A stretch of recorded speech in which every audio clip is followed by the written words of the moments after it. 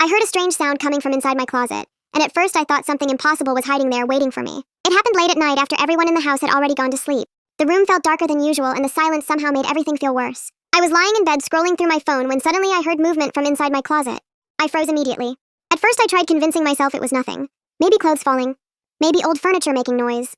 But then I heard it again. Something was definitely inside. My heart started beating faster. Every scary story I had ever heard suddenly started replaying inside my head. Maybe a ghost? Or a monster? Something watching me. I pulled my blanket closer and stared toward the closet without blinking. Part of me wanted to run out of the room. Another part wanted answers. Minutes passed and the sound happened again. Whatever was inside was moving. Actually moving? Fear completely took over, but eventually curiosity won. Slowly I stood up. Slowly I walked toward the closet. Each step felt heavier than the last. My hands felt cold. My breathing felt impossible. I grabbed the handle and stood there for a second, trying to build enough courage to open it. Then finally I pulled the door open and instantly jumped backward. Not because of a ghost. Not because of a monster. Because somehow sitting inside my closet staring directly at me was a raccoon.